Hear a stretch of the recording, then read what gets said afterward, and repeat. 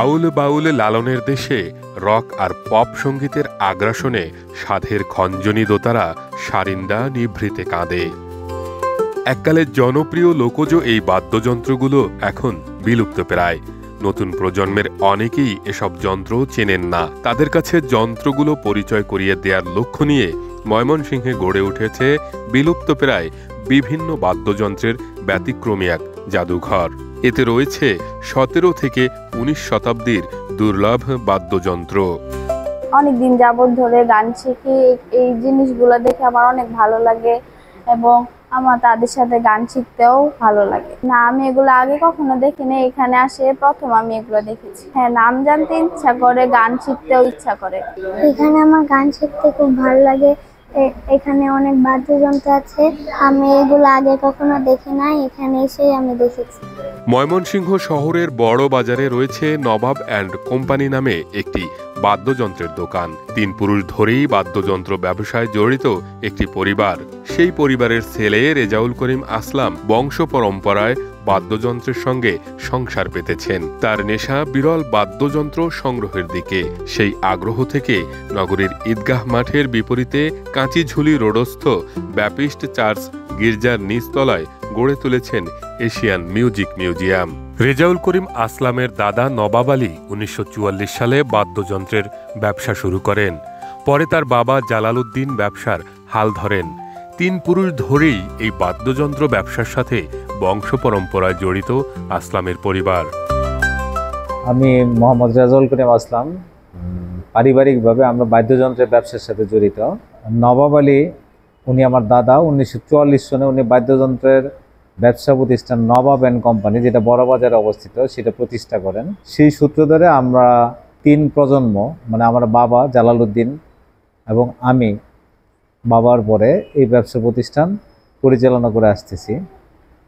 বাদ্যযন্ত্রের ব্যবসার সাথে জড়িত হওয়ার সাথে বাদ্যযন্ত্রের প্রতি আমাদের একটা ভালোবাসা, প্রেম, বা এটা আমাদের ফ্যাশন যাই বলেন, এটা আমরা সবসময় সঙ্গীতের যেসব বাদ্যযন্ত্র আছে বা সঙ্গীত সম্পর্কীয় যত জিনিস আছে সেগুলোর প্রতি আমাদের একটা দুর্বলতা বা শ্রদ্ধা, ভালোবাসা সবকিছুই আছে। আসলাম মূলত একজন বাদ্যযন্ত্র ও লোকজ সংস্কৃতি সংগ্রাহক। তার সংগ্রহে রয়েছে লুপ্তপ্রায়, বিলুপ্ত ও চলমান 600 বাদ্যযন্ত্র।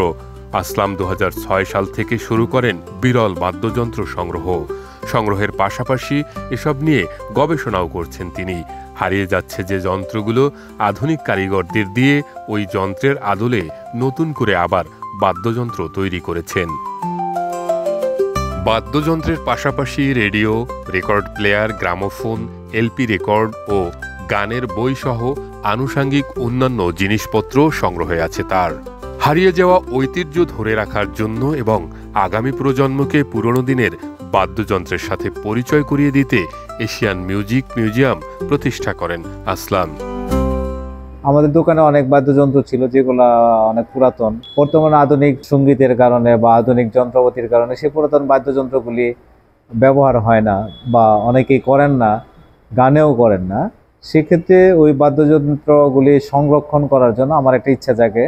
সেই ইচ্ছা থেকে এই মিউজিয়াম আমি চেষ্টা করতেছি এই জাদুঘরের মাধ্যমে আমাদের হারিয়ে যাওয়া বা বিলুপ্ত প্রায় বা বিলুপ্ত যেসব বাদ্যযন্ত্র আছে সেগুলি সংরক্ষণে রাখার জন্য, যেন আমাদের পরের প্রজন্ম, আমাদের যারা মিউজিক নিয়ে কাজ করবে, সঙ্গীত নিয়ে পড়াশোনা করবে, যারা সঙ্গীতের উপরে গবেষণা করবে, তারা যেন একটা বিশেষ ধারণা পায় এই জাদুঘর থেকে। আর এশিয়ান মিউজিক মিউজিয়াম নামে আমি যে বাদ্যযন্ত্র বা সঙ্গীত বিষয়ক জাদুঘরটা প্রতিষ্ঠা করছি, সেটা শুধুই একটা মিউজিয়াম নয়, এটা একটা সংস্কৃতির চর্চা কেন্দ্র হিসেবে আমি প্রতিষ্ঠা করতে চাই। সেই সুবাদে এই জাদুঘর আমার পরবর্তী প্রজন্ম যারা আছে, আমার 2 মেয়ে আছে, আমি তাদেরকে এই রিলেটেড পড়াশোনা করে দিয়েছি। আমার 2 মেয়ে ইউনিভার্সিটিতে পড়ে, একজন আর্কিটেকচার ইঞ্জিনিয়ারিংয়ে আর আরেকজন থিয়েটার উপরে পড়ে এবং ও গান করে। বাদ্যযন্ত্র সম্পর্কে তারও ভালো ধারণা আছে, সঙ্গীত সম্পর্কে তার ভালো ধারণা আছে। আমি আশা করি সেও আমার এই ধারাবাহিকতাটা রক্ষা করবে এবং এই মিউজিয়াম বা এই সংগ্রহশালা, এই বাদ্যযন্ত্রের এই সমৃদ্ধ সংরক্ষণ, এটা ময়মনসিংহের মানুষ যেরকম এটাকে ধরে রাখবে বা এটাকে ভালোবাসবে, আমার মেয়েরাও চেষ্টা করবে এই সবার সাথে এই জিনিসটাকে সংরক্ষণ এবং পরিচালনা করার জন্য। আসলামের এমন উদ্যোগ পরবর্তী প্রজন্মের কাছে বাংলাদেশের সঙ্গীতের সমৃদ্ধ ইতিহাস তুলে ধরছে।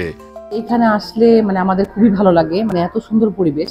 তবে আমার কাছে মনে হয় যে ময়মনসিংহ শহরে মানে এরকম একটা স্কুলও, মানে গানের স্কুল বা প্রতিষ্ঠান খুঁজে পাওয়া যাবে না যে মানে একের ভিতরে সব। এখানে গান শেখানো হয়, গিটার শেখানো হয়, তারপরে হচ্ছে ছবি আঁকা শেখানো হয়, মানে অনেক কিছু আছে। আবার বাদ্যযন্ত্র এত মানে বিশাল পরিসরে যে এখানে আসলে আসলে আমিও অনেক বাদ্যযন্ত্র মানে জানতামই না, বা এখানে এসে প্রথম দেখেছি। তো এখানে আসলে যে আমাদের কতটা ভালো লাগে মানে সেটা বলার অপেক্ষা রাখে না। তো আমি আমার মেয়েকে নিয়ে নিয়ে আসি, মানে ভালো লাগে এর জন্য হচ্ছে এখানে আসা। তবে এটা হচ্ছে অবশ্যই হচ্ছে মানে প্রশাসনের হচ্ছে দৃষ্টি আকর্ষণ করা দরকার। মানে অবশ্যই প্রশাসনের সহযোগিতা দরকার এটা আরো মানে বিশাল পরিসরে সংরক্ষণ করার জন্য। আর আসলাম ভাই এত ভালো একটা কাজ করেছে, এই জন্য তাকে তো অবশ্যই অনেক ধন্যবাদ। মানে তার এই সংরক্ষণ সে যদি না করতো তাহলে অবশ্যই এত বাদ্যযন্ত্রের সাথে আমরা পরিচিত হতে পারতাম না, দেখতে পারতাম না, বা আমাদের ভবিষ্যৎ প্রজন্ম মানে আমাদের ছেলেমেয়েরাও জানতে পারতো না। তো সত্যি এক কথায় মানে খুবই ভালো লাগে এখানে এসে। সবচেয়ে বেশি আনন্দ এবং গর্ববোধ করছি যেগুলো বিলুপ্ত হয়ে গেছিল সে 100 বছর, 50 বছর, 60 বছর আগে, যেগুলো অতপ্রতভাবে গানের সাথে জড়িত ছিল, সেগুলো আবার আমরা খুঁজে খুঁজে ফিরে পাচ্ছি।